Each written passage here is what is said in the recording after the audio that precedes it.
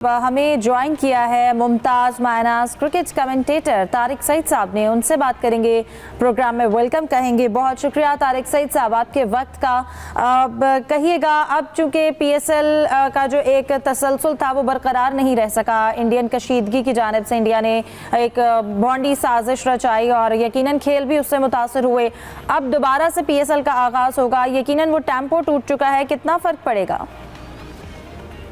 देखिए, शायद फर्क तो इतना नहीं पड़ेगा। हाँ, ये बात दुरुस्त नहीं रहा, लेकिन जो खिलाड़ी हैं वो तो आदी हैं तकरीबन इस नई दुनिया में और तब्दील होती हुई दुनिया में इस तरह के हालात की। तो मेरा ख्याल है कि दिलचस्पी जो है बहुत ज़्यादा बढ़ेगी, ख़ासतौर पर पिछले जो एक हफ्ते के वाक़यात हैं उस बाद जो अवामी दिलचस्पी है वो अब और ज़्यादा बढ़ेगी। लोग और ज़ौक़ शौक़ और जोश के साथ बढ़ चढ़ के स्टेडियम में आएंगे, खिलाड़ियों का हौसला बढ़ाएंगे, पाकिस्तान का हौसला बढ़ाएंगे। और क्योंकि एक जो अवामी एक बेदारी हुई है इन सारे वाक़यात के बाद, जो सरहद पर रूनुमा हुए, तो उसके बाद मेरा ख्याल है कि क्रिकेट को भी फ़ायदा पहुँचेगा, क्योंकि खुद पाकिस्तान में एक नई एनर्जी आ गई है। और मैं समझता हूँ कि वो जो एक बेदारी सी एक छाई हुई वो खत्म हो गई है। लोगों को एक नई उम्मीद मिली है इस सारे मामले से। बिल्कुल, यकीनन लोगों में एक नई उम्मीद है, एक जोश और जज्बा भी है। जिस तरह से बल्कि इंडिया को जवाब भी दिया गया और फिर दोबारा से खेलों का सिलसिला जो है वो शुरू हुआ, यकीनन एक जोश और जज्बा पाया जाता है। अगर हम पीएसएल की बात करें तो अभी एक ये भी सवालिया निशान है कि जो गैर मुल्की खिलाड़ी हैं वो वापस आते हैं क्या? जो अभी टीम्स में मौजूद थे वो तमाम तर खिलाड़ी वापस आएंगे या नहीं वापस आएंगे? उनकी शमूलियत के हवाले से क्या कहेंगे और अगर उनके ना आने पर टीम्स में कितना असर पड़ेगा?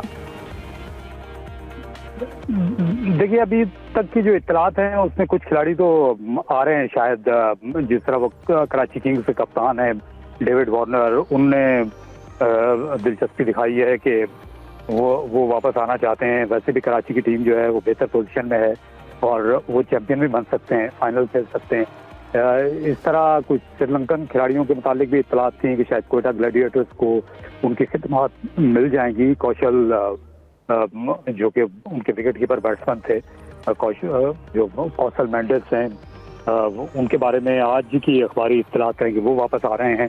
तो खिलाड़ी तो आ जाएंगे और मेरा ख्याल है कि दिलचस्पी बढ़ेगी और जो HBL PSL है वो शायान शान अंदाज में मुकम्मल होगा। शायद पहले से और ज़्यादा बेहतर तरीके से अब इस टूर्नामेंट की तकमील हो जाए।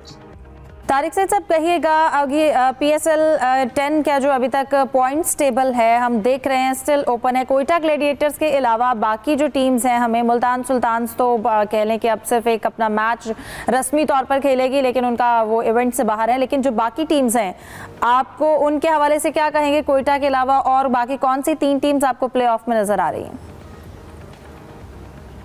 देखिए, बाकी जो तीनों टीमें हैं उनका तकरीबन तीनों का ही फैसला होना बाकी है। तो कुछ भी हो सकता है। कराची के 2 मैचेस बाकी हैं, 2 में से 1 उनके लिए जीतना ज़रूरी होगा। और जो इस तरह पेशावर ज़ल्मी है उनको भी आगे बढ़ने के लिए दोनों मैचेस जीतना है, अपनी रन रेट को भी बेहतर करना है। और लाहौर का 1 मैच बाकी रह गया है और क्योंकि 2 मैचेस जो हैं उनकी बारिश से मुतासिर हुए थे और खुद उस वजह से ये टीम भी थोड़ी सी दबाव में नजर आती है। तो मेरा ख्याल है कि लाहौर और पेशावर ज़ल्मी का मैच बड़ा बेहद अहमियत का हामिल है। अब से तकरीबन हर मैच ही बड़ी अहमियत का हामिल है। इस्लामाबाद की जो टीम है कि पहले 5 मैचेस जीती थी, अब वो भी बहाने पर है। तो कुछ भी हो सकता है, इसलिए दिलचस्पी बड़ी जोरों पर होगी और ये बड़ा जोर का जोड़ हम देखने वाले हैं। सही तारिक, इस्लामाबाद यूनाइटेड जो है उसका स्टार्ट बहुत अच्छा था। होम ग्राउंड में मुसलसल, जैसा आपने भी जिक्र किया, उन्होंने 5 मैचेस जीते और इसके बाद मुसलसल 4 मैच हार गई। ठीक है, उनके फिटनेस में साइल भी रहे हैं। आपकी नज़र में, क्योंकि आपका तो गहरी नज़र है हर टीम पे ऊपर, हर प्लेयर्स की कारकर्दगी पर, आखिर हुआ क्या इस्लामाबाद यूनाइटेड को कि यहाँ तक पहुँच गई, मुसलसल 4 मैचेस हार गए? देखिए, एक शायद थोड़ा सा कंप्लेसेंट हो गए थे 5 फुतुहात के बाद, और वो जो इनकी विनिंग स्ट्रीक थी वो रिकॉर्ड बन गया था 10 मैचों का, क्योंकि ये 5 पिछले टूर्नामेंट में भी आखिरी मुसलसल जीते थे। तो एक तो थोड़ी सी सहल पसंदी का भी शायद उनसर आ गया, और फिर ये अपनी टीम में ये गलती कर रहे थे, ये रोजे अव्वल से ही बहुत ज्यादा तब्दीलियां करते चले आ रहे थे, और एक मैच में तो इन्होंने आधी टीम तकरीबन 5 खिलाड़ी तब्दील कर दिए थे।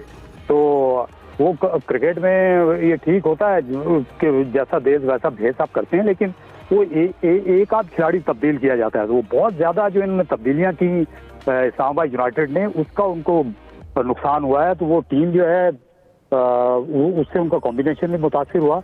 तो यही वजह थी कि ये टीम जो है फिर से दबाव में आई। सही फैसला देखते हैं, इस्लामाबाद यूनाइटेड के जो कोच हैं उनको हेड कोच लगा दिया पाकिस्तान क्रिकेट टीम का। ये तो अच्छा फैसला है, क्योंकि माइक हेसन जो हैं वो मॉडर्न डे कोचेज में उनका अपना मकाम है। न्यूजीलैंड की टीम जो है वो उससे पहले कुछ ज्यादा गिनती में आती नहीं थी। जब ये कोच बने थे उस वक्त उनकी भी तकरीबन हालत वैसी थी, लेकिन फिर वो जल्दी उस टीम को उन्होंने खड़ा किया। नए खिलाड़ियों के डेवलपमेंट पे अच्छा काम हुआ उनके ज़माने में। अच्छे ये टैक्टिशियन हैं, और मेरा ख्याल है कि पाकिस्तान ने, क्योंकि अब एक टीम बिल्डअप की तरफ जाना है, अभी जो T20 टीम थी वो तो बिल्कुल ही नई नवेली थी जो अभी हाल ही में न्यूजीलैंड गई थी। तो अच्छा ये हुआ है कि उन्होंने ये पिछले जो 3-4 हफ्ते थे वो पाकिस्तान में रह के तकरीबन सारे ही खिलाड़ियों को जो वाइट बॉल में खेल सकते हैं उन्होंने देख भी लिया है। अली रजा को या नए जो और भी उभर कर सामने आ रहे हैं, 1-2 पाकिस्तान के बैटिंग टैलेंट्स भी अच्छे लगे हैं। तो ये अच्छा है कि वो माइक हेसन की नज़रों से वो गुजर गए हैं। तो मैं समझता हूँ कि ये अच्छा फैसला है। ये पाकिस्तान को भाएगा अगर हम उनको वक्त देते हैं, और तो वो पाकिस्तान टीम जो बना सकते हैं। 2027 का जो वर्ल्ड कप होना है खासतौर पर जनूबी अफ्रीका में, उस पर उनकी नज़रें होनी चाहिए, और पाकिस्तान के लिए अच्छा हो जाएगा। सही। तारिक साहब कहिएगा, जैसे आपने अभी टॉप परफॉर्मर्स की बात की है, उनकी नज़र है, आपकी नज़र में अभी PSL 10 में आप कौन कौन से ऐसे खिलाड़ी आपने देखे जिनको कह लें कि आइडेंटिफाई किया जाना चाहिए, उन्होंने इस सीज़न में बड़ा अच्छा परफॉर्म किया? देखिए, इस सीज़न में जो अपना पुराने खिलाड़ी थे उनके मुतालिक तो हम सब जानते ही हैं, लेकिन सबसे जो खुशाइंद बात है कि वो बैटिंग और बॉलिंग दोनों में, पेस बॉलिंग में और जो बैटिंग है, इसमें दोनों में ही जो नए टैलेंट की झलक है वो हमने वो देखी है। और अली रजा वो अंडर-19 से आए थे, लेकिन पेशावर ज़ल्मी के लिए आके वो चमक गए हैं। उन्होंने काफ़ी बड़े बड़े इंटरनेशनल बल्लेबाजों को आउट किया है इस हालिया PSL के सीज़न में। तो एक तो उन पे भी इनकी नज़र हो सकती है। उबैद शाह ने बड़ी अच्छी बॉलिंग की है। वो मुल्तान सुल्तान के कलर में खेल रहे थे, और पहले से उनका एक्शन थोड़ा सा ज़्यादा मुतवाज़न नज़र आया, वो भी विकेटों में दिखाई दिए। फिर बैटिंग में जो है माज बिन सदाकत जो पेशावर के बल्लेबाज हैं, वो ओपनिंग बैट्समैन है, लेकिन जिस तरह की उन्होंने मिडिल ऑर्डर में बैटिंग की और मैच विनिंग जो कारकर्दगी पेश की, खासतौर पर लाहौर में एक मुश्किल विकेट पर, उन पे भी ज़रूर उनकी नज़र होगी। हसन नवाज ने कोयटा ग्लैडिएटर्स के लिए बहुत ही शानदार बैटिंग की, आउट ऑफ पोजीशन जाकर नंबर 4 पर जाकर उन्होंने जो सेंचुरी बनाई है। तो ये सभी बहुत ही अच्छी शहसुर्खियाँ हैं। सही। जैसा कि अभी आपसे कमेंट लिया, इस्लामाबाद यूनाइटेड का हमने देखा, और बहुत सी ऐसी टीम्स हैं जिनको हमने देखा। कोयटा स्टार्ट इवेंट में हमें स्ट्रगल करती नजर आई, लेकिन अब कोयटा प्लेऑफ में पहुंच चुकी है। लेकिन इन सब टीम्स के साथ हमने इनको डगमगाते देखा, लेकिन संभल गई। मुल्तान सुल्तान्स की टीम के साथ आप क्या देखते हैं इस सीजन में? ऐसा क्या हुआ कि हमने उनकी परफॉर्मेंस इतनी कम देखी है? वो एक तरह से इवेंट से बाहर भी हो चुके हैं, सिर्फ एक मैच उन्होंने जीता। या इसका बड़ा इल्ज़ाम तो जाहिर है कि इनके कप्तान पे जाएगा, मोहम्मद रिजवान पे। वो खुद वो टॉप स्कोरर हैं टूर्नामेंट के, लेकिन उनके जो रन्स हैं वो बिल्कुल भी टीम के काम नहीं आए। एक मैच जो उन्होंने जीता था लाहौर के खिलाफ, उसमें भी वो यासिर अली ने 87 रन की इतनी खूब इनिंग्स खेल दी थी कि वो पहले हाफ में मैच यकतरफा हो गया था।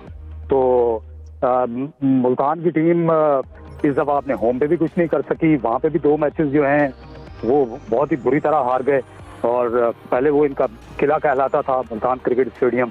फिर जो इन्होंने टूर्नामेंट शुरू होने से पहले जिस तरह की सिलेक्शन की और कई खिलाड़ियों को इनने वो जाने दिया, ये खुशदिल शाह को वो कराची चले गए, फिर उनके साथ इनके नौजवान बॉलर थे अब्बास आफरीदी, वो कराची चले गए। उन्होंने 15 विकेटें ले ली हैं जाके कराची की नुमाइंदगी करते हुए भी, और उस टीम को उन्होंने वो अब अच्छी रैंकिंग में लेकर आ गए हैं। तो मेरा ख्याल है कि वो एक तो वो वजह थी, और फिर मोहम्मद रिजवान ने जिस तरह की बैटिंग की वो उससे खासी मायूसी हुई इनकी टीम को, और उनके मिडिल ऑर्डर पे उसका दबाव बढ़ा। इनकी बॉलिंग तो बहुत ही खराब रही पूरे टूर्नामेंट में, और फील्डिंग उससे भी बदतर थी। आपने परफॉर्मेंस की बात की, तो अगर हम टीम्स की मजमूई तौर पर कारकर्दगी की बात करें तो आपको जो टीम्स हैं उनकी हिकमत अमली कैसी रही इस सीजन 10 में जीत को लेकर, और स्पेशली हर जगह पर जो पिचेस का किरदार है वो टीम की हार जीत में कैसा रहा? देखिए, पिचेस इस दफा बड़ी दिलचस्प थी, और क्योंकि ये जो रिवायती सीजन था HBL PSL उससे बाहर हो रहा था। पहले ये मैचेस हुआ करते थे फरवरी मार्च में, बाहर के महीने में, तो रात के वक्त क्योंकि ओस होती थी तो वो बल्लेबाजों को बहुत फायदा हो जाया करता था। लेकिन इस साल थोड़ा सा चैलेंजिंग कंडीशन थी बल्लेबाजों के लिए, और दूसरे हाफ में जो पिंडी के मैचेस थे वहाँ बैटिंग करना मुश्किल हो गई। और फिर लाहौर में ग्रीन टॉप पिचेस थी, वहाँ पे फास्ट बॉलर्स का बोलबाला रहा, फास्ट बॉलर वहाँ पे मैन ऑफ द मैच भी हुए, और कई बॉलर्स ने 5-5 विकेटें भी हासिल की। तो अच्छे बल्लेबाज जो हैं, अच्छी बात ये हुई कि इन विकेटों पर वही रन बना सकें, और उससे उनकी सलाहियतें ही उजागर हुई हैं। तो मेरा ख्याल है कि जो पाकिस्तानी क्यूरेटर्स हैं इनको भी शाबाश मिलनी चाहिए। इन्होंने विकेटें बहुत ही अच्छी बनाई हैं इस साल, खास तौर पर लाहौर में जहाँ इतनी क्रिकेट हो चुकी थी, विमेन वर्ल्ड कप के मैचेस हो चुके थे, उससे पहले चैंपियंस ट्रॉफी के मुसलसल मैचेस थे। तो शायद उन्होंने 26 दिनों में शायद 19 के करीब मैचेस थे जो लाहौर में हुए थे, अभी जब पहला राउंड इनका खत्म हुआ था PSL का। तो अच्छे इंतजाम थे पिचेस के हवाले से, और अच्छी क्रिकेट पिचेस थी। वो जो क्रिकेट का एलिमेंट है वो आया है इन पिचेस की वजह से, जो कि T20 में कम देखने को मिलता है। बहुत शुक्रिया तारिक सईद साहब आपके वक्त का।